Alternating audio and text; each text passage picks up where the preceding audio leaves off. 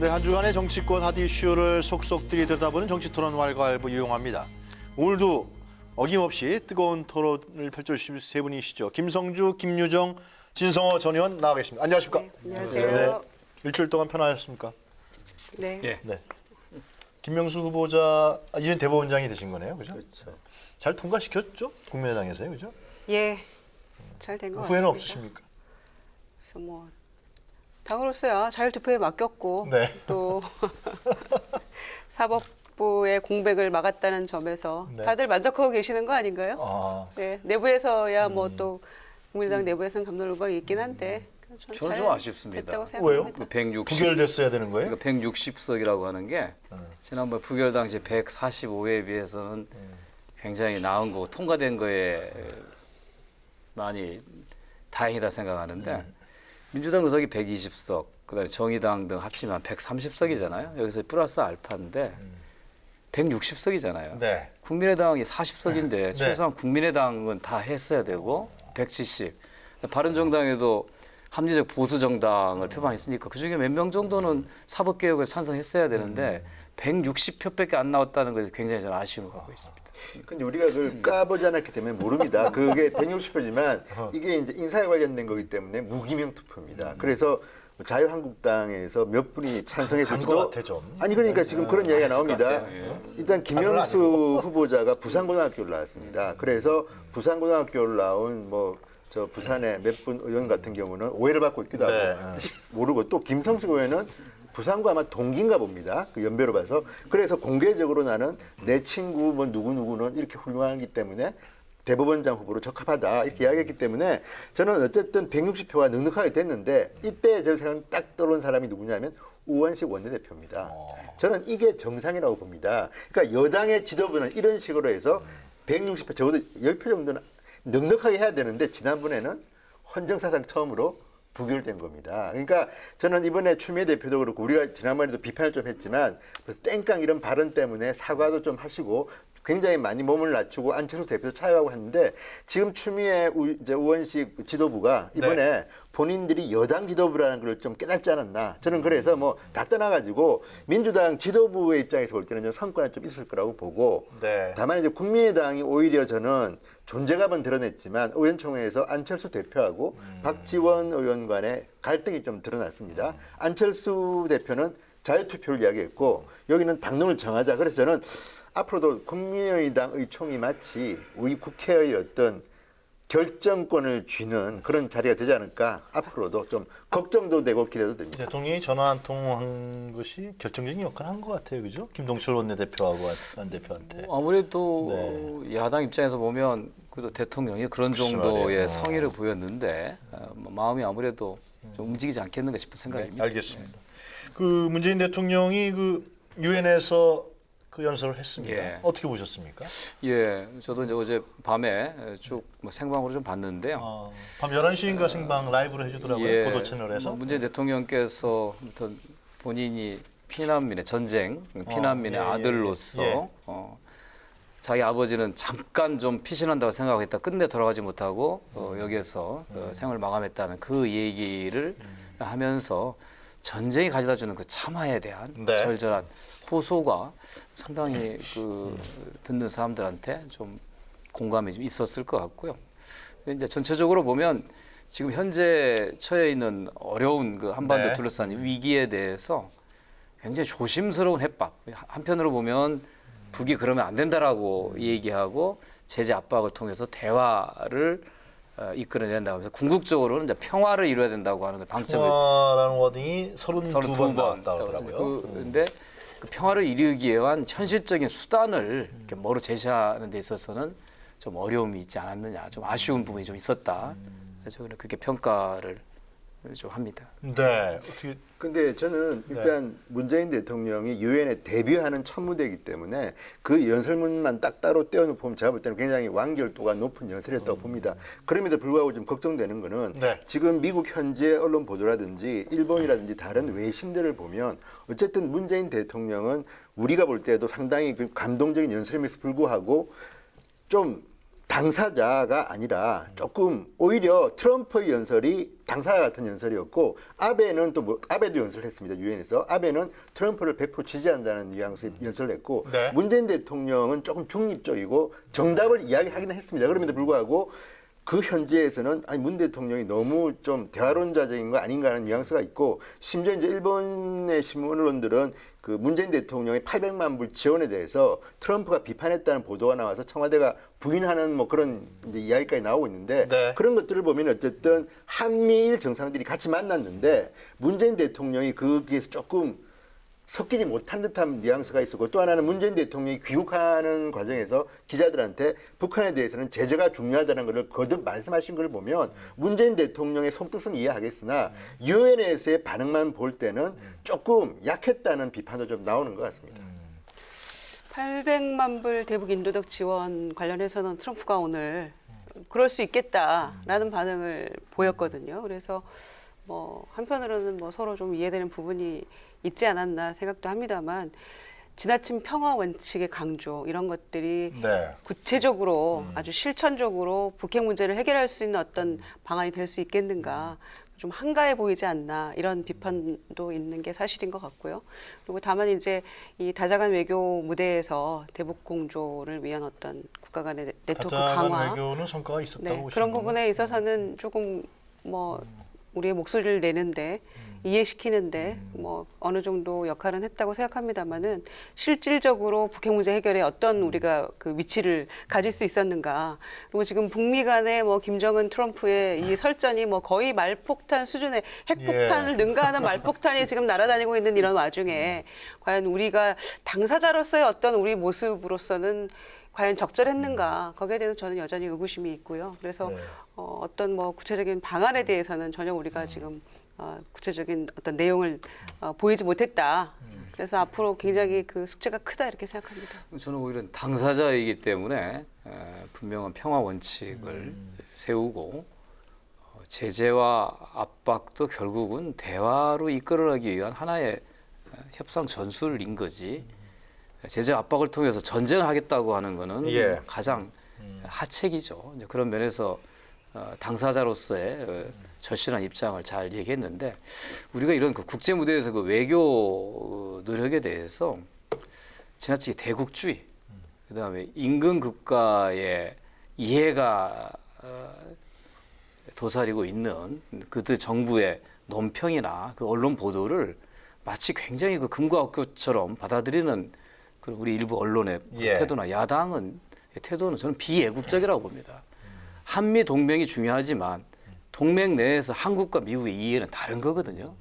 몇 번의 양국 정상의 알겠습니다. 전화 통화를 통해서 어느 신문의 보도에 의하면 트럼프 대통령이 계속 한국에게 무기를 사가라는 얘기를 한다고 하지 않습니까?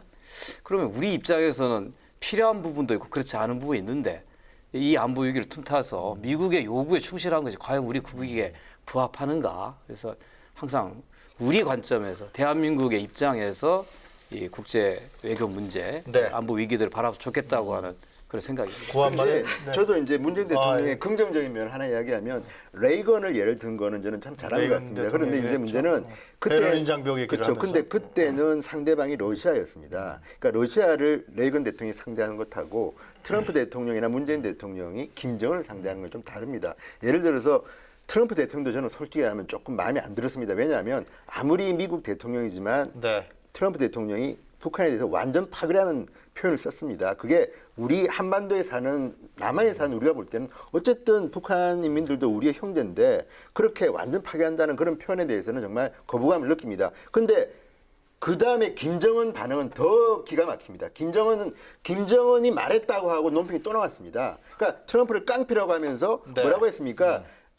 북한에서는 수소탄을 태평양에서 실험하겠다고 했습니다. 자, 이쯤 되면 저는 문재인 대통령께서, 이건 그 다음 이야기이기 때문에 또 다른 북한에 대한 논평은 필요하다. 왜냐하면 이거는 단순히 뭐 미국과의 동맹 문제가 아니라 대한민국에 사는 국민들의 안전 문제가 있기 때문에 네. 여기에 대해서도 또 한 번 더 메시지를 던져달라. 그러니까 이게 지금 악순환인데 어쨌든 우리는 김정은이라는 정말 예측 불가한 지도자와 상대를 하는 겁니다. 네. 그러니까 여기에 대해서 문재인 대통령이 한마디 메시지를 던질 때가 되지 않았나 생각이 좀 듭니다. 구한말에 대한제국이 있었잖아요, 우리요. 그 당시에 그 세계 열강들이 일본, 러시아, 영국, 미국이 우리를 에워싸고서 있었는데 그때 어느 나라와 동맹을 맺고 또 어떻게 우리가 무력이라든가 최대의 무력을 가져야 되느냐 이런 부분들이 뭐 제가 좀 책을 들춰보다가 예. 현재 상황하고도 많이 근데 결국은 연관되는 것 같다라는 생각이 결국은 들었어요. 국권을 지키는 데 실패한 거죠. 한 번은 미국한테, 한 번은 일본한테, 한 번은 러시아한테, 또 중국한테 의존했지만 결국은 주권을 잃은 거지 않습니까? 잘 교훈을 네, 역사 하여튼 교훈 간에 세계한다고 그때 봅니다. 한번 이렇게 다시 뒤져보면은 현재를 어떻게 그런 풀어나가야 될지 의미에서라도 우왕좌왕하지 말고 자기 주도적인 예. 대한민국 주도적인 어떤 이 대북 문제에 대한 이 알겠습니다. 실천 방안을 조금 내놓는 게 저는 그렇게 중요하다고 잘 하고 생각합니다. 있다고 보고요. 네. 그걸 좀 야당과 언론이 어. 이건 민족의 생존에 달린 문제니까 네. 정부를 좀 신뢰하고 믿고 따라줄 필요가 있습니다. 아니 정부가 신뢰를 보여야지 믿고 따르는 것이지 야당과 언론 탓을 지금 하시는 건 전 아니, 뭐 옳은 국민의당 건 아닌 태도를 것 얘기하는 건 같은데요. 아니고요. 네. 국민의당은 형제당이 이제 된 그럼 겁니까? 뭐, 이번에 아니, 김명수 뭐, 후보자 국민의당은 뭐 예. 이 한반도 문제에 대해서는 거의 시각과 인식이 일치하고 있기 그럼 때문에 차라리 예. 보수 야당이라 좀 명확히 좀 구분을 지어주시는 것도 좀 필요하다. 알겠습니다. 알겠습니다. 특정 예. 야당이라고. 네. 자, 하여튼 뭐 오프닝에서 얘기는 이 정도로 하죠. 뭐 더 하실 말씀 이제 언론하고 야당에서 좀 잘 좀 믿고 해달라. 그것이 우리 김 의원님의 힘을 좀 실어달라. 알았습니다. 예. 그럼 먼저 좀 잘해라. 언론과 야당 알겠습니다. 예. 탓하는 그 느낌은 MB 박근혜 정권 딱 그게 느낌이 딱 떠올라서 그 언어 예. 선택은 조금 유의하셔야 되지 않을까 싶은 생각이 듭니다. 야당을 대비판했던 분이 박정희 대통령 아닙니까? 네, 늘 알겠습니다. 반대를 위한 반대를 또 하나는 네. 언론을 탓하는 순간 저는 그런 생각합니다. 언론이 잘못 보도할 수도 있지만 언론을 탓하는 지도자는 동서고금을 막론하고 대개 잘못을 경우가 이거 많습니다. 김 의원님 그러니까 얘기지. 그게 문재인 너무 대통령이 언론을 아쉬움을 얘기하는 탓하는 거고요. 것은 예, 저 저는 아직 지도부 반열에는 아직 안 올라가신 것 같아요. 문재인 대통령은 야당과 언론을 탓한 거 제가 한 번도 보지는 알겠습니다. 못했고요. 예. 자, 이번 주에는 또 어떤 이슈들이 우리 정치권을 뜨겁게 달궜는지 하나하나 살펴보도록 하겠습니다. 오늘의 첫 번째 토론 주제 화면으로 먼저 만나보시도록 하겠습니다.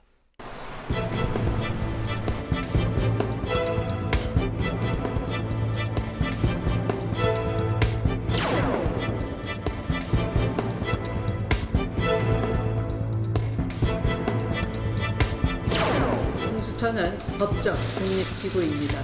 권력의 편에 서서 무소불위의 칼날을 휘둘러온 검찰을 바로 세워야 한다는 의지가 담겨 있는 것입니다. 후들로 충분한데 맹정까지 풀려고 한다. 공수처라는 대통령 직할 검찰청을 하나 더 만들겠다는데 불과합니다. 공수처에 너무 많은 권한을 부여해서 이것이 또 다른 무소불위의 권력기관이 되지 않을까 하는 그런 우려를 가지게 되었습니다.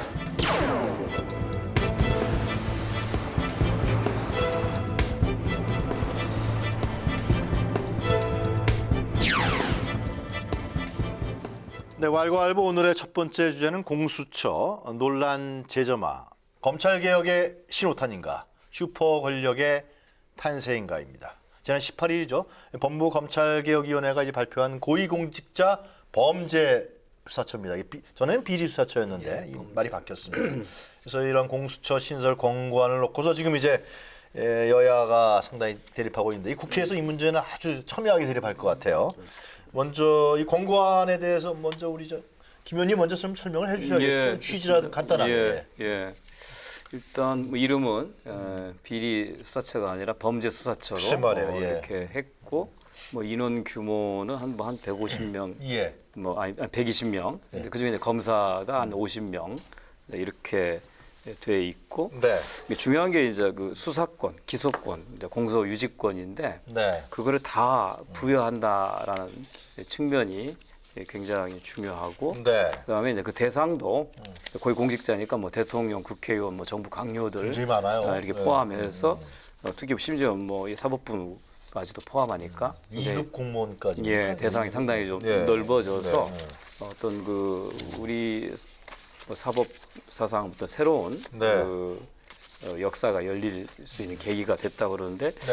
이제 이거에 관련된 이제 뭐 찬반 논란은 국회 내에서 네. 좀 이루어질 거 생각하는데 저는 이제 의미 있게 보는 게 어떤 면에서 보면 이제 검찰의 수사와 기소 독점권이 이 공수처를 통해서 이제 깨지게 되고 어떤 면에서는 수사에 있어서 경쟁 시대가 도입된다는 측면에서 바람직하다 뭐 이렇게 판단합니다. 물론 여러 가지 쟁점이 있는 것 같은데요. 뭐 규모가 너무 방대한 거 아니냐. 뭐 검찰하고 중복하는 건 또 어떻게 하느냐. 또 이제 공수처장, 이 막강한 절대 권력을 갖는 공수처장을 대통령이 또 2명이 하면은 대통령이 이제 임명하는데 이 문제는 또 어떻게 되는 것이냐. 한 3가지 쟁점 되는 것 같은데요. 논쟁거리가 많죠. 근데 저는 네. 기본적으로 여기에 대해서는 집권한 정당에서는 공수처 이야기가 나옵니다. 예를 들어서 노무현 정부 때도 이 이야기가 나오지 않았습니까? 그렇지만 안 했죠. 근데 이명박 정부 때도 이 이야기가 나왔습니다. 당시에 정몽준 대표나 정돈 의원 같은 경우는 최고위원회의에서 공수처를 검토해보자. 그런 이야기를 좀 했습니다. 근데 이제 권력을 잡은 입장에서는 그런 유혹에 빠질 수가 있는 게 일단은 국민들이 공수처를 좋아합니다. 왜냐하면 우리나라의 정치인이나 고위공직자, 뭐 판검사 등은 정치자금을 불령으로 받고 네. 또 많은 권한 남용을 한다고 생각하기 때문에 이 사람들을 별도로 수사할 어떤 기구를 바라는 것 같습니다. 이 여론조사는 과거에도 그렇고 지금도 그렇고 되게 뭐 6대 4나 7대 3 정도로 높게 나오는 걸로 보입니다. 네. 그런데 문제는 근본적으로 그때도 이제 반대론자들의 논점이 이겁니다. 자, 이게 헌법에 맞는 기구인가? 무슨 이야기냐면요. 지금 OECD 국가 선진국이라는 나라 중에서 공수처와 같은 기구를 가진 나라 보셨습니까? 미국이 있습니까? 일본이 있습니까? 그럼 프랑스가 진의원님께서는 이 있습니까? 존재 자체가 위헌이라 그런 거예요? 예, 이거에 대해서는 또 일부 변호사들은 그 이야기도 합니다. 국민들이 있다. 그 헌법에는 어떤 국민들이라도 이렇게 부정 돈을 받거나 이렇게 하게 되면 처벌하게 돼 있는데 고위공직자만 따로 떼가지고 다른 기관을 만들어서 수사하는 것이 맞는가? 물론 검찰이 국회의원이나 대통령이나 고위공직자에 대해서 특별히 수사하는 것은 그럴 수가 있지만 별도 기구를까지 만들어서 하는 것이 과연 온당하냐? 위헌적인 요소 있지 않나는 이야기를 내는 분들도 있습니다. 그리고 또 하나 결정적으로 저는 그런 생각 드는 이유가 지금 우리나라가 이런 이야기가 나오는 이유 중에 하나는 현재 검찰 조직을 못 믿어서 나온 이야기입니다. 그러니까 지금도 이제 법무부나 민주당에서 나는 그 명분을 보면 현재 검찰 개혁을 위해서 기소권을 가진 또 하나의 기구가 필요하다. 현재 검찰은 아주 부패할 가능성이 높기 때문에 여기다가 주면 안 되기 때문에 또 다른 어떤 기구를 만들겠다는 건데 저는 이게 당장은 국민 감정에는 부합할 수가 있으나 멀리 보면 검찰 개혁이 저는 우선이 되고 난 뒤에 그 다음에 뭐 그 내 과거 중수부를 없앤 이유가 뭡니까? 검찰 내에도 특수한 이런 중수부는 없애버리고 일반적으로 하라는 그런 거고요. 일본 같은 경우도 일본이나 독일은 과거에 부패와의 전쟁을 했습니다. 그때 누가 했습니까?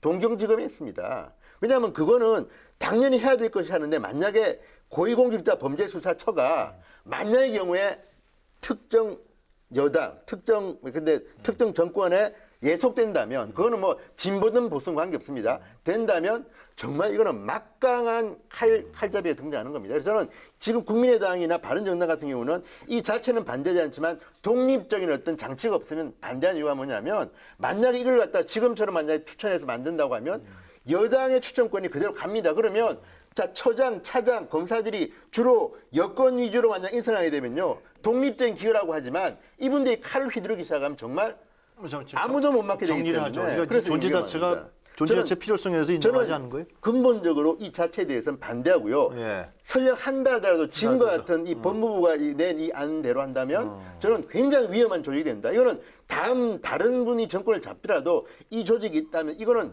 굉장히 정권의 칼이 될 가능성이 높기 때문에 지금 뭐 바른정당이나 국민당이 말하는 독립성을 유지할 수 있는 확실한 장치가 없이 이걸 이게 결국 추진한다면 정치 검찰 굉장히 문제 이런 검찰의 위험하다 권력화 생각합니다. 이런 부분 때문에 나온 건데요, 실제로. 그렇죠. 예, 이 공수처는 정말로 필요한 조직이었기 때문에 지난 20년 동안 모든 정권에서 만들어 매번 보려다가 나왔죠. 그러다가 매번 번번이 포기하고 잘 안 되고 했었는데요. 그 이유가 뭔가요? 저희가 이명박 박근혜 정권 거치면서 이 검찰의 모습을 보면서 정말 더 그 필요성이 절실하게 부각된 거 아닙니까? 그래서 문재인 정권, 문재인 대통령 후보 시절에 문 후보뿐만이 아니고 이 자유한국당의 홍준표 후보를 제외하고 모든 후보들이 공수처 설치가 이 대선 후보의 공약이었죠. 홍준표 후보는 안 내놨나요? 안 내놨었죠. 그래서 그런 점에서 자유한국당은 일관성을 유지하고는 있더라고요. 그러니까 푸들로도 충분한데 맹견까지 그러니까 맹견이 공수처라는 거겠죠. 그래서 굉장히 두려워하고 있다 이런 걸 느낄 수 있었는데 저는 반드시 필요한 조직이라고 생각합니다. 그래요? 반드시 필요한 조직이고 그동안에 이 검찰이 개혁하겠다고 말만 하면서 끝내 개혁하지 못했던 거 아닙니까? 그리고 이 공수처의 공고안이 나오자마자 그 다음 날인가요? 검찰 자체 개혁위원회를 뭐 출범시키겠다 이래 제발 저리는 거죠. 그래서 했어야 됐다고 생각하고 그동안 왜 못했는 거에 대한 자성이 필요한 시점이지 뭐 검찰 내부에 반발 있을 네. 수도 있겠지만 그런 건 저는 이 시점에서 중요하지 않다고 생각합니다. 이게 밀어붙여야 된다고 생각하고요.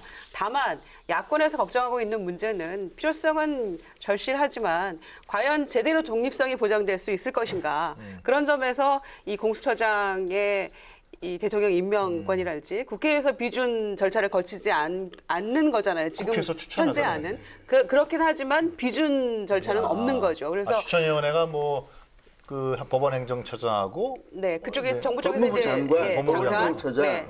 대한변호사협회 회장, 국회 추천 인사 4명인데 네 명. 이렇게 국회에서 되면 7명이죠. 기본적으로 정부 네. 여당의 이 다수를 갖다가 추천할 수밖에 없는 구조입니다. 이대로. 예, 그런 상황이기 때문에 사실은 어떻게 실질적인 독립성을 보장할 것인가 그리고 실제로 이제 검찰이나 경찰에서 수사하는 것들을 우선적으로 수사할 수 있는 권한 같은 것들이 부여되어 있잖아요. 네. 이 안 자체에 그렇기 때문에 무소불위의 권력을 실질적으로 또다시 독점하게 되는 어떤 또 다른 기구가 하나 제2의 검찰이 생기는 거 아닌가라는 그런 우려도 동시에 가지고 있기 때문에 독립성이나 또 그런 우려하는 부분에 대한 것들을 국회에서 논의 과정에서 제대로 풀 수만 있다면 일단 독립성에 대해서는 저는 반드시 필요한 조직이라고 예. 생각합니다. 그러니까 공수처라는 게 지금 예. 독립성 문제는 추천위원회하고 예. 추천위원회 구성하고 그다음에 이제 거기서 2명을 추천하면 대통령이 임명한다. 예. 그죠? 이것이 독립성의 논란이 되는 것 같아요. 그건 어떻게 보세요? 근데 그거는 뭐 과거에 그 뭐 특검이라든가 상설 특검도 결국은 복수의 후보 중에서 대통령이 선택하는 거니까 그 네. 복수의 후보를 그 여야가 국회 잘 합의해서 가장 원만하고 모든 사람들이 동의할 수 있는 그런 사람 추천하는 데 있다고 이제 그 중에 선택하는 것 때문에 영향을 미친다고 생각한다면 박근혜 대통령이 탄핵당한 게 자기가 임명한 특검에 탄핵을 당한 거잖아요. 그거는 좀 이 문제는 이거 같아요. 추천위의 구성도 별 문제 없다고 보시는 건가요? 여야가 법무부 합의, 장관하고 현재는 법원행정처장? 상당히 좀 기계적 중립을 표방해서 누구도 동의할 수 있는 그런 사람들로 추천해서 네. 잘 하면 될 것 같고 이제 문제는 이제 필요하냐 안 하냐에 대한 논란부터 있는 것 같고 그게 일단 합의가 되면 그 중립성과 독립성을 어떻게 기할 것인가 또 합의해내면 될 거라고 보고 권한은 또 어떻게 할 것이냐? 예. 그러니까 이제 그 필요성에 대해서는 일단 검찰 개혁의 일환으로 공수처가 저는 계속 제기되었다고 저는 이해하는데요. 현재 무소불위 권력화되어 있는 검찰을 민주적으로 국민의 선출된 정부가 통제하지 못한다면 그렇다고 하면 결국 우리 사회가 갖고 있는 여러 가지 문제점들이 해결 어렵지 않겠느냐라는 이런 거고 특히 정치 검찰의 문제 그 소위 임명권자, 인사권자한테 충성하는 권력기관의 속성상 그게 지속된다고 하면 과연 국민의 검찰로 역할을 하겠느냐. 권력에게 충성하고 대신 그걸로 부여받은 권한을 이용해서 그야말로 권력기관으로서의 자기 집단들을 계속 유지해 나가는 이런 그룹부터 벗어나지 지금 못할 거라는 검찰은 것 때문에 충성한다는 문재인 정부한테 충성하는 건데. 그렇죠. 이제 누가 정권 되든지 간에 인사권자한테 충성하게 되는 거죠. 그러면 그게 문제다. 그거에 대해서 야당은 계속 불공정 시비를 할 거고. 그래서 그런 것으로부터 벗어날 수 있는 계기로 삼자는 거고. 단지 그렇다면 현 정권의 또 여당에 유리한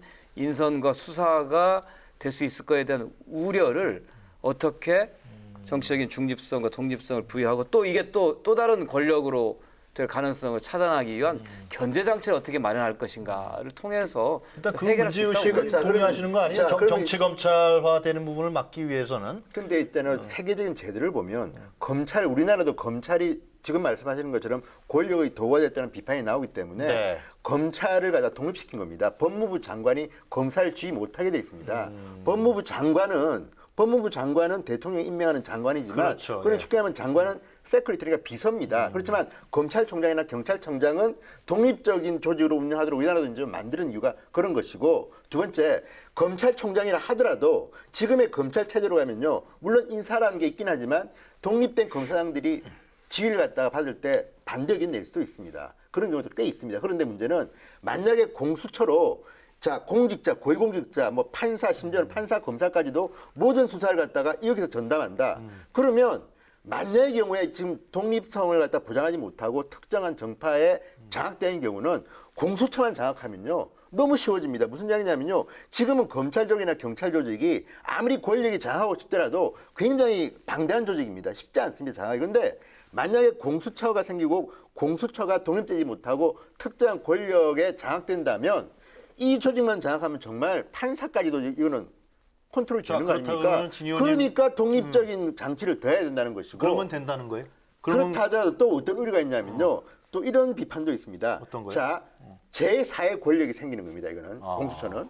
지금 삼권 분립 국가인데 그리고 이 사람들이 하는 거는 검사, 판사까지도 컨트롤하는 겁니다. 이 사람들이. 왜냐하면 그리고 수사 우선권을 줍니다. 예를 들어서 지금 경찰이나 검찰이 자 어떤 여당이나 야당의 어떤 국회의원 한 명을 갖다가 수사 중인데 이 사람이 수사하는 거를 공수처에서 빼와서 오는 겁니다. 내가 할게. 겹쳤다. 그러면 국회의원의 민원이 현장에 있는 경찰이나 검찰한테는 통하지 않을 수가 있는데 만약에 공수처로 만약 가게 되면요. 네. 공수처만 만약에 안면을 트면 모든 거는 쉬워집니다. 그러니까 저는 이 공수처가 물론 공수처가 정말 굉장히 선한 조직이고 독립적이고 공정하다고 하면 있어도 저는 큰 문제가 없을 수 있지만 지금 검찰, 경찰도 지금 컨트롤 못해가 이렇게 된 상황에서 개혁이 잘 안 되는데 공수처 같은 막강한 조직이 생겼을 때 과연 우리나라 여야 정치권이 여기에 대해서 제대로 독립적으로 운영할 수 있게 보장하느냐?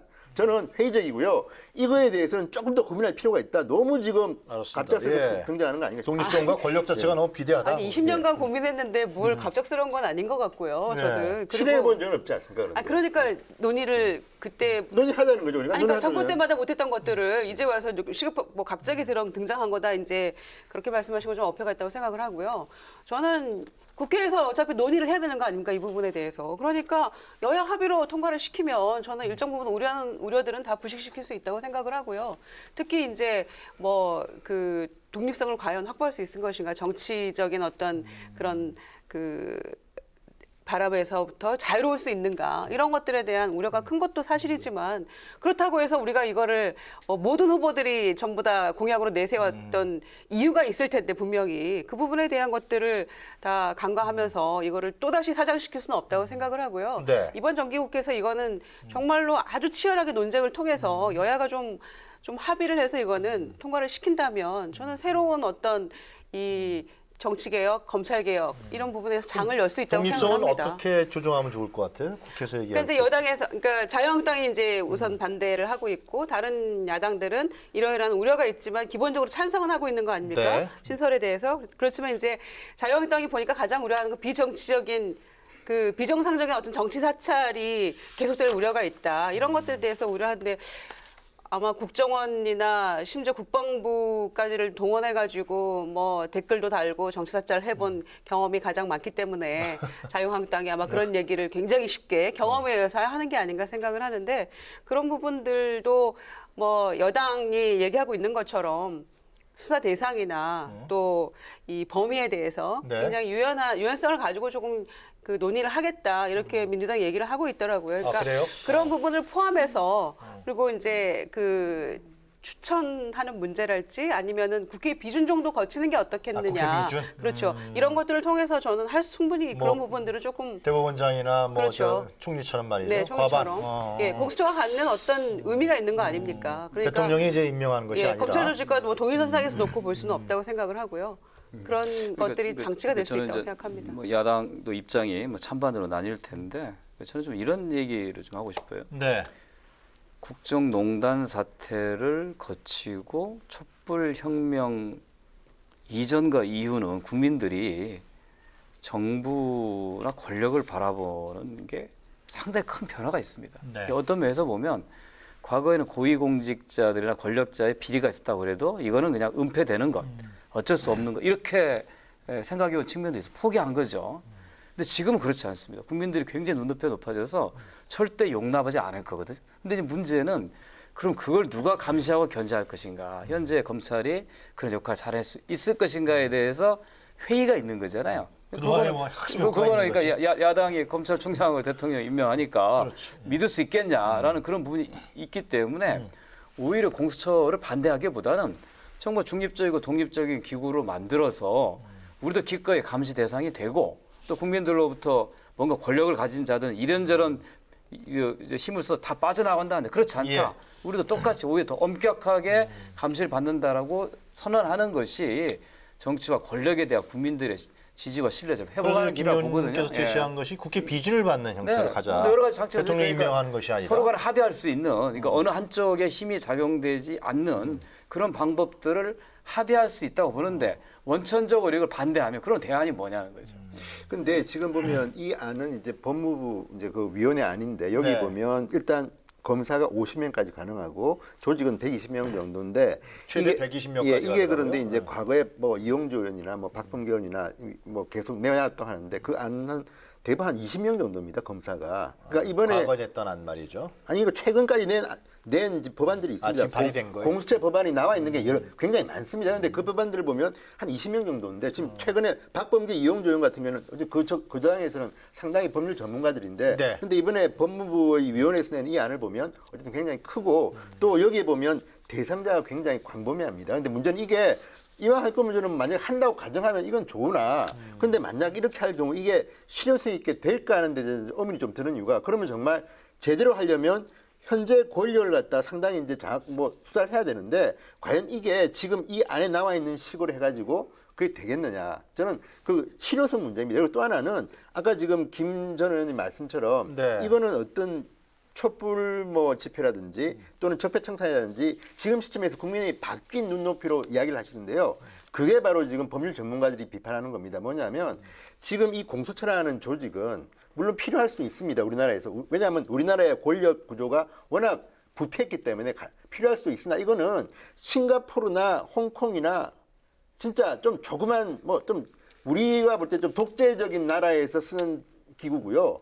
지금 혁명 과정에 있는 데는 이런 기구들이 잠시 등장하지만 안정적인 선진 국가에서 이런 기구는 존재하지 않습니다. 왜냐하면 검찰이나 경찰이나 법원이나 이런 조직들이 원래 이거 하라고 있는 기구입니다. 그러면 그 기구를 갖다가 그 기구가 부패되고 못하면 그 기구를 바꿔야지 또 다른 걸 만들어 가지고 네가 못하니까 수사하고 이제 기소를 네가 해라 준다. 그러면 새로 생긴 조직이 과연 깨끗하고 잘할 것이냐. 물론 잘한다는 가정을 한다면 저는 두 분 말씀처럼 저는 필요할 수도 있다고 봅니다. 그런데 제가 말씀드리는 거는 지금까지의 검찰 생리라든지 이런 걸 보면 지금 여기에 새로 생기는 조직에 누가 가는 줄 아십니까? 또 검사가 갑니다. 아니, 근데요. 대통령이 검찰에 대한 인사권을 갖고 있는 한 그 검찰이 정치 권력화할 수 있는 경향성은 항상 존재하는 그런데요. 거예요. 그래서 이 문제를 만드는 아니요. 그렇게 생각하면요. 네. 공무원 전체가 그렇습니다. 이거는 대한민국뿐만 아니라 선거가 있는 국가가 왜 그러면 검찰이나 전부 다 이렇게 대통령과 관련되냐면요. 네. 그래서 선거를 하는 겁니다. 미국이나 일본이나 유럽 프랑스나 독일이나 왜 그러면 임명권 심지어 어떤 국가는 검찰을 투표하는 나라도 있습니다. 그거는 나라마다 다 역사가 다른데 결국은 선출된 권력이 직접 투표하느냐 아니면 선출된 권력이 대통령이 법무부 장관을 지휘하느냐인데 그래서 검찰 같은 경우는 인사권을 갖다 검찰총장에 맡기는 것이고 검찰총장은 다른 조직과 달리 별도 취급하는 거거든요. 그게 역사인데 지금 검찰에 문제가 있다면 이걸 좀 바꾸는 게 저는 1차적으로 필요하지 당장 공수처로 이걸 해결한다? 저는 이게 물론 어떤 현실적 대안이 있을까요? 그러면 저는 그러니까 당장은 이거 안 하고. 국민들은 그러니까 저는 그럼 검찰을 갖다 바꿔야죠. 그러면 검찰을 바꿀 노력부터 해야지 이걸 갖다 만든다고 해서 저는 반드시 물론 검찰을 선고할 수 검찰을 있겠죠. 개혁하는 노력들 계속 해나갈 거고 제가 아까 말씀드린 그거 일환으로 공수처를 도입함으로써 수사에서 경쟁 또 기소의 독점권을 좀 깨서 국민들이 보기에 검찰이 다 해줄 줄 알았는데 못하네? 그러면 믿을 데 없잖아요. 이제 그런 어떤 어떤 면에서 보면 경쟁 또는 분산, 공존 이런 걸 할 필요가 있다고 생각하고 저는 우리 국민들이 이번 촛불혁명을 거치면서 희생과 피 흘리지 않고 네. 헌법이 정해진 절차에 따라 이뤄냈잖아요. 저는 국민들의 민주적 역량을 굉장히 높게 평가한다고 봅니다. 정치인들이 자꾸 자기들이 국민들 핑계대면서 아직 현실과 여건에다가 빠져나가는데 국민들은 다 준비되어 있고 현명하고 지혜로운데 오히려 권력을 갖고 있는 사람들이 자기 권력의 힘을 이용해서 자꾸 피해 나간다라고 하는 게 국민들의 생각이거든요. 그래서 이번 면에서 우려하는 중립성, 독립성, 견제장치를 잘 여야가 합의해 놓고 뭐 대상이라든가 숫자 조절할 수 있지 않습니까? 그래서 저는 이번에 가는 게 좋다. 그게 국민들 다수도 뭐 조사에 의하면 70% 이상 지지하는 걸 봐서는 일단은 해보고 그리고 또 보완하는 이런 게 필요하지 않냐 생각합니다. 저는 그래서 뭐 좋고 다음에 긍정적인 측면이 있다고 보더라도 또 하나 걱정되는 건 이런 이야기들을 좀 변호사들은 많이 합니다. 뭐냐면 지금 검찰 조직에서 쉽게 하면 우리가 이제 일반적으로 모래시계 검사라는 이야기할 때 뭐냐면 젊은 정의감에 불타는 검사가 자 고위공직자를 잡아 넣습니다. 네. 와 그리고 백을 써가지고 뭐 내가 누구 아는데 해도 웃기지만 수사에서 이제 감옥에 넣습니다. 예. 그런 분들이 좀 있었지 않습니까? 그런데 문제는 드라마에도 많이 나오고. 공수처라는 것은 어떤 조직이냐? 만약에 공수처가 지금 이 안대로 된다면요, 대통령을 위시해서 고위공직자, 국회의원, 뭐 대법원장, 뭐 헌법재판소장, 판사, 검사 다 수사 우선권을 갖게 됩니다. 네. 그러면 일선에 있는 검사, 어마어마하게 많은 검사들은 뭐 합니까? 내가 누구 국회의원 하나 비리를 잡아가지고 수사하다가 공처에서 갖고 와 그러면 줘야 됩니다. 중복된다? 지금은 수사 우선권을 여기다 준 겁니다. 아니, 이 법무부 안은 검찰이 그렇죠. 유명무실해진다. 중복될 경우는 무조건 여기에 주도록 되어 있습니다. 그렇다 그러면 일선 검사들은 그러면 적어도 고위공직자나 국회의원이나 판사나 검사는 수사하기가 힘들어질 겁니다. 앞으로는. 그럼 이분들은 누가 알겠습니까? 그냥 잡범 잡아넣든지 뭐 조폭 수사하든지 공수처에서 한다는 거 아닙니까? 아니죠. 그러니까 고위공직자는 전부 다 공수처에서 하는 것이고 일선에 있는 검사들은 이 숫자로 보면요. 지금 50명 많은 것 같지만 일선의 검사는 어마어마하게 많은 검사들은 이제는 공무원들이나 손 안 대고 주로 뭘 하느냐. 뭐 조폭이나 뭐 일반 뭐 경제사범 하겠죠. 그렇게 되면 검찰들과 이 공수처 검사들 간에 제가 볼 때 갈등이 생긴다고 보는 게 검사들이 하고 싶은 수사 바로 이런 겁니다. 네. 권력이 있거나 돈이 많은 사람을 갖다 수사하는 걸 원하는데 그러면 앞으로 고위공직자는 전부 다 공수처로 가버리는데 네. 이것도 저는 검사라는 조직의 위기가 올 수도 저는 있다고 봅니다. 이게 그러니까 저는 간단한 문제는 아닌 것 같습니다. 저는. 그렇게 되기 전에 모르겠는 검찰이 바람에. 잘했어야죠. 그러나 해보지도 않고 검사 50명으로 그 모든 검사들의 업무를 다 가져갈 거라고 저는 생각하지 않고요. 네. 뭐 선별적으로 할 수 있을 거라고 생각하고 그런 부분들에 대한 규정을 국회 안에서 범위와 대상을 어떻게 할 건가를 논의를 해야죠. 검사 50명이 이제 아까 말씀하신 대로 이용정 의원, 박범계 의원 한 20명 그 정도로 이제 그 법안에 나와 있는데 그래서 그거보다 상당히 숫자가 많고 120명 정도 이렇게 예상하는 규모가 훨씬 예상보다 크기 때문에 무슨 슈퍼 공수처 이런 얘기를 하고 있는 거 아닙니까? 그런데 그거는 얼마든지 국회 안에서 9월에 논의가 가능하다고 생각하고요. 그리고 일단 시작을 해봐야 된다고 생각합니다. 국회 선진화법 이게 과연 될 수 있는 법이냐, 이게 말이 되는 법이냐라고 했을 때도 네. 일단 실행해 보니까 여야 뒤바뀌니까 또 이제 이것도 뭐 개정하자 이런 얘기 나오고 있습니다만은 되지 않습니까? 그리고 그것 때문에 우리가 몸싸움 안 하는 거 아닙니까? 네. 12월 달 내내 몸싸움 하다가 항상 자정 넘겨서 집에 잠시 가서 옷 갈아입고 담배 쉬고 오지 않았습니까? 그러니까 그런 과정을 생각해 보면 검찰이 얼마나 많은 기회가 있었고 정권마다 20년 넘은 많은 그 유예 기간 동안에도 제대로 검찰 개혁 못했기 때문에 오늘날 자초한 일이라고 저는 생각을 하고요.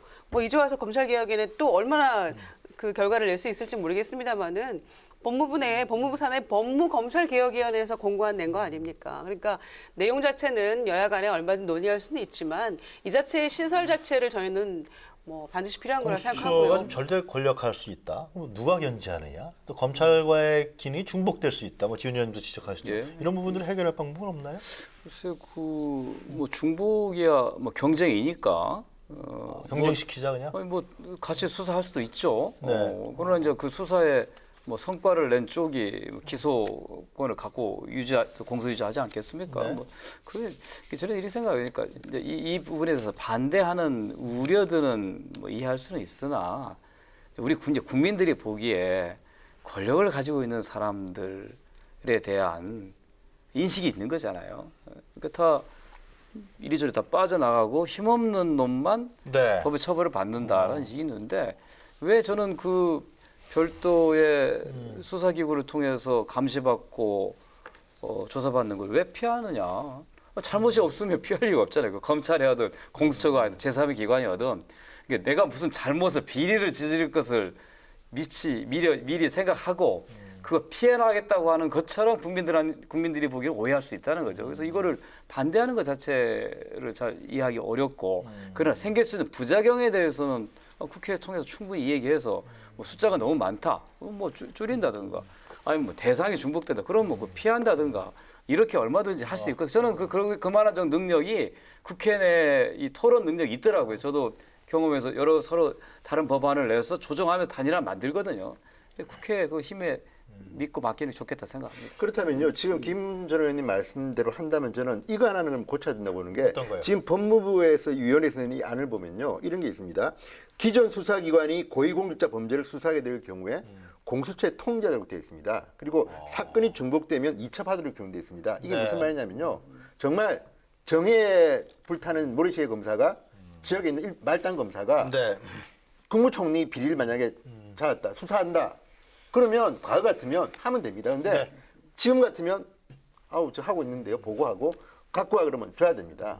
그래서 저는 만약 지금 김 전 의원 말씀대로 된다면 경쟁을 시켜야 그러면 진짜 중복되더라도 제대로 하는 수사 쪽으로 몰아주든지 그래야지. 저는 지금 뭐 고위공직자 수사하는 거는 많을수록 좋다 보기 때문에 저는 반대할 이유도 없습니다. 제가 뭐. 근데 그렇다면 지금 있는 이 공수처 이 안은 안 됩니다. 왜냐하면 이 공수처는요. 모든 알겠습니다. 고위공직자는 이쪽에 있으면 하도록 몰아주기인데 그러면 지금 저 일선검사들은 뭐합니까? 그러니까 공수처 지금 이 법안은 대단히 잘못되어 있다.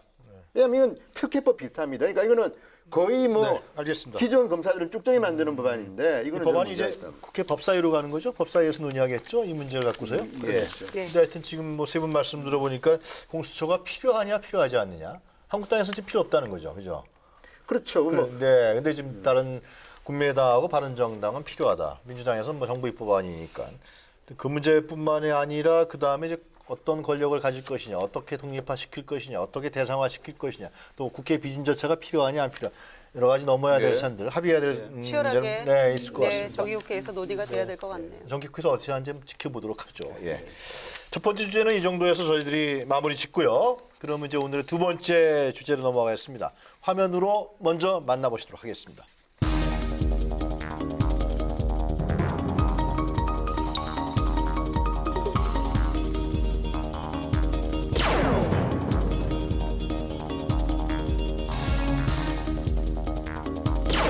옛날 여권 인사들 적폐청산 활동에 대해서 정치 보복이다라는 등의 무책임한 언행으로 일관하고 있습니다. 잘못이 있다면 국정원장이든 청와대 핵심이든 성역 없는 조사가 이루어져야 할 것입니다. 이 정부가 들어서고 과거 계기만 해서 보고만 하고 있습니다. 박근혜 이명박 것만 파헤치고 있다. 김대중 노무현 때는 적폐가 없었느냐. 잘 명심해서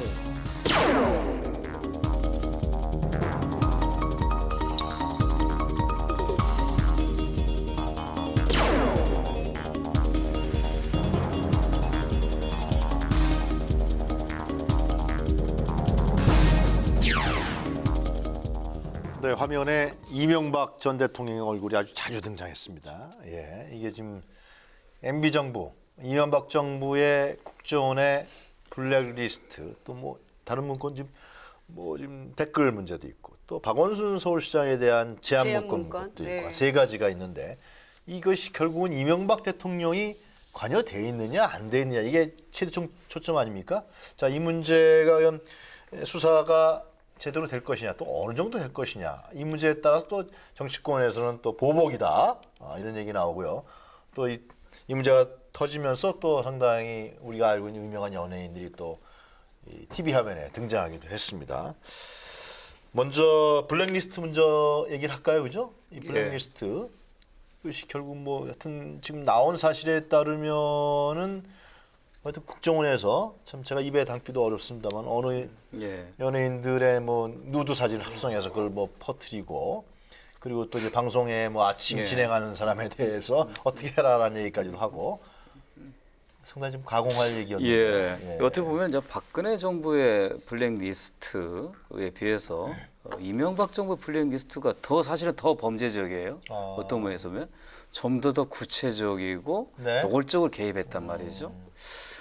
그래서 이제 이 문제는 그러니까 왜 이런 문제가 대두됐는가라는 측면에서 좀 보면 어떤 우리 사회를 일정한 정치 세력이 오랫동안 주도해 왔잖아요. 네. 그러다가 정권 교체가 됐죠. 이제 김대중 정부, 노무현 정부가 하고 난 다음에 다시 집권한 보수 세력인 MB 정부가 지난 10년을 잃어버린 10년으로 규정하고 다시는 우리가 뺏기지 않아야겠다라는 생각을 가지고 세력을 편갈하면서 우리 편은 철저하게 보호해주고 도와주고 우리 아닌 편은 모든 걸 배제시키겠다는 거예요. 그러니까 옛날처럼 이 얘기 다른다고 해가지고 입에 틀어막고 감옥에 넣을 수는 없으니 네. 경제적으로 통제하는 거죠. 넌 돈 안 주겠다. 그럼 네가 복종하든지 아니면 항복하겠지. 그래서 한 사회를 공적으로 이끌어가야 될 국민이 선출한 권력이 그 권력을 자식 권력 유지를 위한 사적인 수단을 쓴 거죠. 그런 면에서 반헌법적인 거예요. 근데 그거를 그냥 한 것도 아니고 안보기관인 국정원을 동원해서 했다고 하는 건 더 가중된 범죄로서 도저히 용납이 안 되는 거죠. 그런데 예. 문재인 정부에서 이제 권력을 장악하니까 이거 이명박 정부 때의 문제점을 지적하면서 정치 보복하려는 거 아니냐 그런 얘기들이 있는데 그건 어떻게 보세요? 아니, 그게 사실 어떻게 보면 이제 불행인데, 막 장군 멍군처럼 그런 건데 법을 위반한 거에 대해서는 어느 정권 하에서 벌어졌든지 간에 그거는 철저하게 수사해서 밝히는 게 우선입니다. 그리고 난 다음에 이걸 어떻게 처리할 건가에 대해서는 정책 판단이 필요하죠. 그러니까 지금 일부 야당이 주장하는 거는 그걸 들추지 말라는 거잖아요. 범죄가 드러났는데 그러면 지난 범죄에 대해서는 묵인하고 간다고 하면 앞으로 또 범죄가 계속 생겨날 수 있는 거죠. 그러면 역사의 정의가 바로 서지 않는 거죠. 이거를 정치 보복이라는 차원에서 접근해 버리면 그럼 무수히 많은 범죄들이 은폐된 상태에서 계속 갈 것이라는 거죠.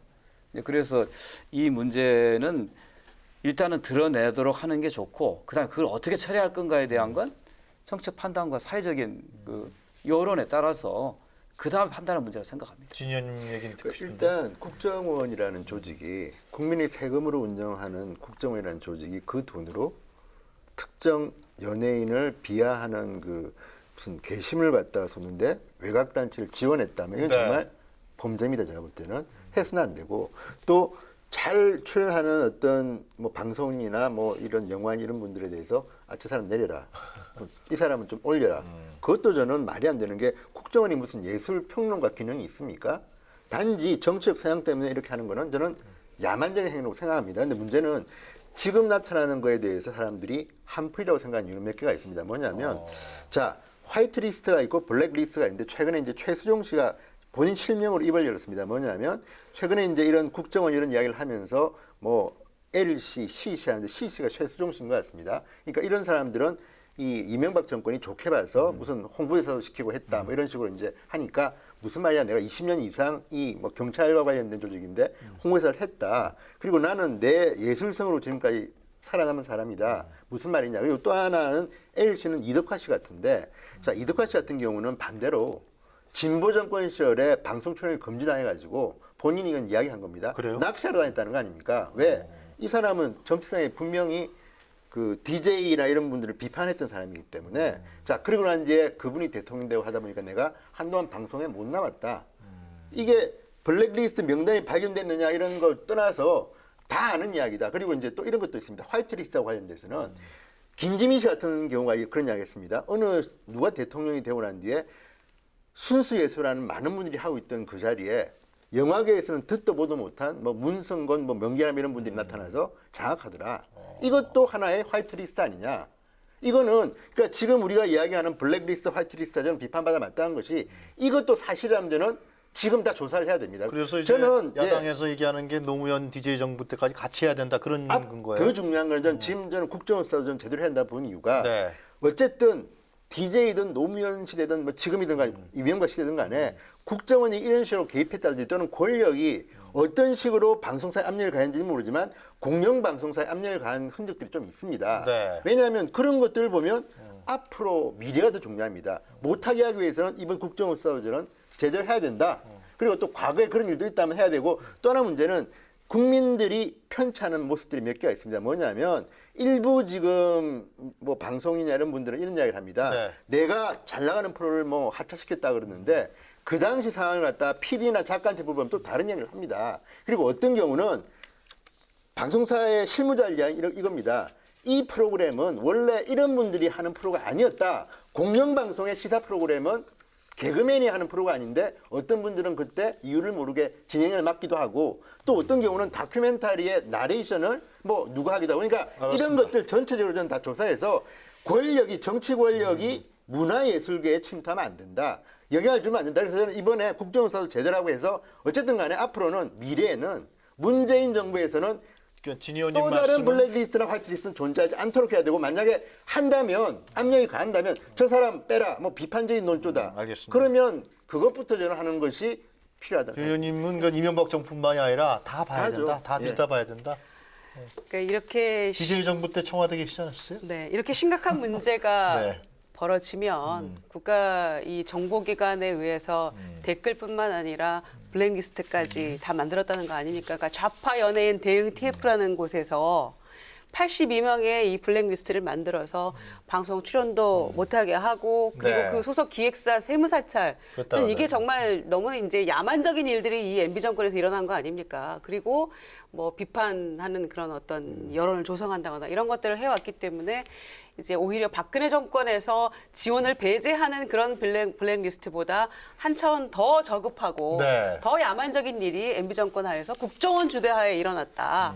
그 민간 주도도 아니고 그러니까 정부기관에서 이런 일을 했다는 거에 대해서 정말 이거는 뭐 당연히 이건 경악스러운 일이죠. 네, 뭐 어떻게 말로 네. 표현할 수 없는 일이고요. 그리고 그로 인해서 이 소속사뿐만 아니라 기획사뿐만 아니라 그 모든 협력업체들이 동시에 다 이렇게 이 어려운 지경에 처한 거 아닙니까? 네. 그러니까 이거는 세무사찰 받으면서도 조사 받으면서도 뭐 때문에 조사 받는지도 모르고 받았다는 거 아닙니까? 그리고 지나고 보니까 아 그게 그거였구나라는 얼마나 고통스러운 순간들을 이 연예인뿐만 아니라 네. 기획사, 협력업체, 뭐 그 가족들까지 생각하면요, 굉장히 심각한 문제라고 보여지고요. 이런 일이 터졌기 때문에 이명박 대통령을 포함해서 그 시대의 이 정권의 이 모든 이 고위직에 있던 사람들은 동시에 반성하고 자상하는 모습도 보이는 게 맞지. 이명박 대통령 뭐라고 그랬습니까? 그렇게 대통령이 보고받을 만큼 한가한 자리가 아니라고 하지 그런 않았습니까? 얘기 했었죠. 예. 그럼 국정원 한가해서 댓글 부대 만들어서 지원하고 이 국방부도 개입했다는 게 드러나지 않았습니까? 김관진 전 국방부 장관 사인도 했고요. 그 국방부 심리전단에서 댓글 달았다는 거. 그리고 그러면은 할 일 없어서 국정원은 블랙리스트 만들고 댓글 잡니까? 그리고 보고 없이 이런 일이 일어났다는 거는 뭐 누구도 어린아이도 믿을 수 없는 그런 그 구차한 변명에 불과하고요. 그렇기 때문에 그 시절에 이렇게 했던 예. 거에 이명박 대통령까지 저는 분명히 책임을 알겠습니다. 물어야 된다고 생각합니다. 국정조사가 이루어져야 되나요? 검찰에서 이명박 대통령 뭐 수사할 수밖에 없고 고발했으니까 그거는. 네, 박원 시장이 또 고발하지 고발했고, 않았습니까? 예. 그러니까 MB뿐만 아니라 원세훈 그다음에 네. 뭐 해서 11명 정도를 네, 지금 고발했는데. 고발했고요. 진행이 되겠죠, 그죠? 그런데 4년 전에 무혐의 처분을 했던 그 검찰이 다시 그걸 또 수사하는 거죠. 네? 그런 게 문제 아닙니까? 공수처 얘기가 다시 나올 수밖에 그렇죠. 없는. 그래서 하여튼간, 예. 4년 전에 무혐의 처분하고 4년 후에 그 검찰이 얼마나 바뀌었길래 이걸 제대로 할 것인가, 정권이 바뀌었으니까 제대로 할 것인가, 그렇다면 정권의 향배에 따라서 움직이는 검찰이기 때문에 더더군다나 개혁이 필요한 거 아닙니까? 근데 저는 이제 일부 동의하지만 일부 조금 반대한 요리인 겁니다. 예. 만약에 이명박 대통령이 정말 네. 확실하게 물증이 있다면 저는 수사할 수 있다고 보는데 네. 지금 과연 그게 있냐는 문제하고 또 하나는 자 이런 지시했느냐 안 했느냐. 또 이런 거라는 건 원세훈 과거에 의원과. 그럼 예를 들어서 과거에 국정원이 언론사 사주들 뭐 도청다고 했습니다. 그러면 박정희 전두환 때 얘기하시는 거예요? 아니요. 김대중 대통령 시절입니다. 이번 다 나온 이야기니까. 근데 그래요? 문제는 그래서 국정원의 책임자들은 다 감방을 갔습니다. 근데 같은 이유로 그러면 국정원 당시 원장이 이거를 김대중 대통령한테 보고 안 했겠느냐? 지시했을 수 있느냐? 이렇게 이야기하면 어떻게 하시겠습니까? 저는 그래서 국가의 통치 행위에 대해서 물론 명백한 건 경우는 박근혜 전 대통령 경우는 지금 구치소에 있습니다. 그렇지만 네. 이런 식으로 대통령의 어떤 그 통치 행위에 대해서 물론 그 시절에 그분의 산하에 있는 장관이나 무슨 국정원장이나 범죄를 저질 수 있습니다. 그런데 예. 설마 그럼 이 사람들이 안 했겠느냐는 식으로 물증 없이 이렇게 공격하는 거는 저는 좀 문제가 있을 수 있다고 봅니다. 물론 이명박 전 대통령이 저는 정말 잘못하면 좀 책임져야 되고 필요하다면 수사받는 건 마땅하지만 지금 나눈 이야기들을 보면 다분히 어떻게 이명박 대통령이 거리를 활보하느냐는 등 좀 물증 같은 것들이 잘 나오지는 않습니다. 그냥 설마 몰랐겠느냐 뭐 이런 건데 물론 만약에 이명박 전 대통령이 그렇게 했다면 예. 범죄 행위를 했다면 저는 조사받아야 되죠. 그런데 예. 문제는 그런 것 식으로 해서 그 정권 시절에 일어났던 일을 가지고 설마 몰랐겠느냐 이런 식은 과거 대통령도 그런 식으로 하면 그러면 통치권자가 남아날 게 무슨 뭐가 말씀인지 있습니까? 알겠어요. 그러니까 너무 그런 식의 어떤 비판은 한풀이다. 정치 보복이다 이런 비판으로부터 자유로울 수 없는 측면도 저는 있다고 봅니다. 한풀이라고 말씀하시는데. 글쎄, 그냥 냉정하게 있는 그대로 예. 보는 게 네. 좋을 것 같다고 보고요. 알겠습니다. 이제 이 블랙리스트 사건의 본질은 어느 사람이 자기가 가지고 있는 정치적 견해나 신념에 의해서 불이익을 당하거나 차별받아서는 안 된다는 겁니다. 예. 그거는 헌법 위반이죠. 헌법이 보장하고 있는 기본권에 관련된 거니까 그에 관련된 침해가 있었다면 일단은 그 침해 사례에 대해서 낱낱이 예. 파헤치는 게 우선인 거고, 근데 그것이 과거에 중요한 위치에 있었던 사람이 이랬다고 하면 이걸 어떻게 할 것인가에 대해서는 그 다음 고민할 문제. 그러니까 네. 덮고 가자고 하면 그러면 정의가 살지 않는 거죠. 알겠습니다. 저도 옹호할 생각 없고요. 예. 국가정보는 정말 너무 잘못했고 이런 분들은 처벌받는 걸 보면 안 돼. 예. 다만 이제 지금 최근에 같이 일어나고 있는 일들을 보면 네. 이거 무슨 정치 보복하지 않느냐는 생각을 구의 없고는 갈 수 있다는 점에 대해서는 생각을 좀 할 필요도 있다는 알겠습니다. 거죠. 저도 이 당시에 라디오 시사 프로그램 진행하고 있었거든요. 네. 국정원에 보고되지 않은 것 같은데. 더 재밌는 기사 거는 보면서 제가 이러다가 민경욱이라고 지금 현재 예, 한국 자유한국당 의원이나 알겠습니다. 김정은 의원도 그때 라디오 프로그램을 진행했는데 그 국정원 보고서에서는 비판받고 있습니다. 저 사람 저 사람 바꿔야 된다는 식으로. 친박계다 그래요. 아니 그러니까 너무 친박을 많이 등장시킨다. 또 저 알겠습니다. 사람 민경욱 씨는 너무 진보적 인사를 많이 출연시킨다. 뭐 끊지도 않고 그냥 막 한다. 그러니까 그걸 보면 국정원이 참 여러 가지 걱정을 많이 했네요. 쓸데없는 짓 플러스 저는 범죄도 좀 저지른 것 같습니다. 그러니까 이런 거는 처벌받을 건 처벌해야죠. 근데 그 알겠습니다. 82명 안에 탁현민 행정관도 들어가 있더라고요. 그렇다고 해서 지금 행정관은 왜 들어가 있 거기서? 모르겠습니다. 아, 그래요? 그렇다고 해서 지금 청와대에서 굳이 그렇게 계속 있어야 됩니까? 좀 아. 모르겠어요. 딴 얘기가 잠깐 나왔습니다. 근데 자 오늘 하여튼 오늘 공수처 얘기 또 국정원 블랙리스트에 관련된 수사 문제 두 가지 다 이제 이게 진행형이에요, 그죠? 그렇죠. 다음 주 보고 또 아무래도 추석 정도 연휴가 지나면은 상당히 윤곽이 잡히게 되지 않을까 그런 생각이 듭니다. 우리 지켜보기로 하고요. 자 이번 주도 우리 세 분께서 준비하신 사진 한 컷 살펴보도록 하겠습니다. 가장 한 주간의 인상 깊었던. 이게 예. 김성주 의원이시네요. 딱 보니까 알겠어요. 문 대통령 나오는. 어제 그 유엔 총회 연설인데요. 예. 그래서 정말 자고 일어나면은 좀 미국과 북의 지도자들이 내놓는 어떤 네. 섬뜩한 표현들에 깜짝깜짝 놀라지 않습니까? 그야말로 예. 전쟁을 불사하는 이런 막말들이 서로 간에 주고받고 있는데 네. 그에 비하면 어제 문재인 대통령의 연설은 그냥 당사자로서 또 본인이 전쟁의 피해자로서 한반도 평화에 대한 그런 절절한 그 호소를 담고 있고 네. 그거의 밑바탕이 되는 게 바로 한국 국민들이 이루어낸 위대한 민주주의에 대한 자신감을 바탕으로 그런 이 평화 호소를 했다고 하는 것은 상당히 많은 나라들한테 촛불혁명은 예, 상도 받지. 그렇습니다. 이제 그런 게 좋은 그 영향을 미치고 더 이상 나라와 나라들과의 대결 속에서 자꾸 한반도를 위기로 몰아서는 안 되고 유엔이 나서서 평화를 실현해야겠다라고 하는 그런 좋은 메시지를 연설로 정수장한테 봅니다. 중재 요청. 예, 그런 요청도 한 걸로 네. 알고 있습니다. 네, 다음 두 번째 사진 우리 김유정 의원께서 준비하신 사진. 오늘 뭘 준비하셨나요? 어쩌다 보니 이제 부부 사진을 동시에 연달아 선택하게 됐는데요. 네. 유엔총회 함께 갔던 김정숙 여사가 이 400인분의 간장게장을 준비를 해서 저걸 전용기에 싣고 갔다 네, 그러죠? 전용기에 싣고 어쩌면 최초로 이 전용기 타고 간 간장게장이 아닐까.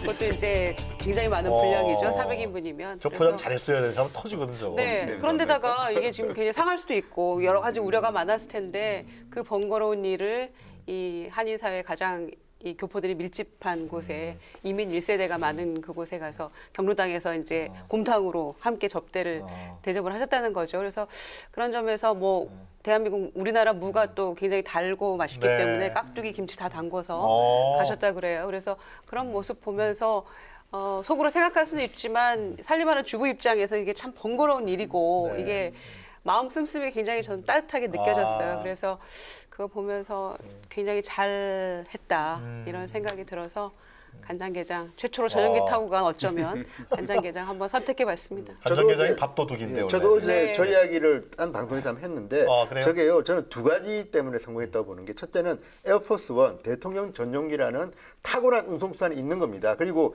전날 이제 그 김 여사께서 대접한 게 뭐냐면 현지 식당에서 이제 구입한 그 곰탕입니다. 근데 네. 뉴욕 곰탕은 원래 유명하지 않습니까? 그런데 그거는 현지에서 맛볼 수 있는 것이고 저것 플러스 무, 김치를 갖다 직접 담궜다는데 사실 알다시피 간장게장은 손이 굉장히 많이 가는 음식이고 귀한 음식 아닙니까? 400인분 담근다는 쉬운 일이 아닌데 그거 근데 그걸 진짜. 가지고 하면 이제 현지에 있는 어르신들은 뭐 사실 곰탕이야 미국 고기가 더 맛있습니다. 그런데 문제는 게장, 간장게장 간장게장은 못 먹을 못 것 먹죠. 같아요. 여기서 먹을 수가 김치도 없죠. 그렇고 그래서 저는 저 아이디어와 저 능력은 그래서 저는 네.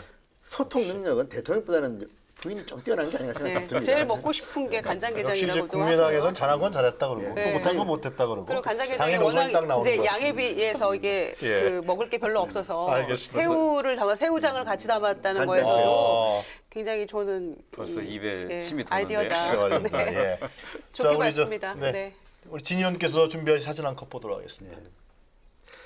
송영무 국방장관이 국회에서 이제 보고하고 있는 모습인데요. 저는 최근에 저 송영무 국방장관이 청와대로부터 경고를 받았습니다. 문정인 특보를 비판했다는 이유로. 그런데 주의. 아니, 경고라고 들었습니다. 경고. 그런데 문재인 대통령이 귀국하는 저는 네.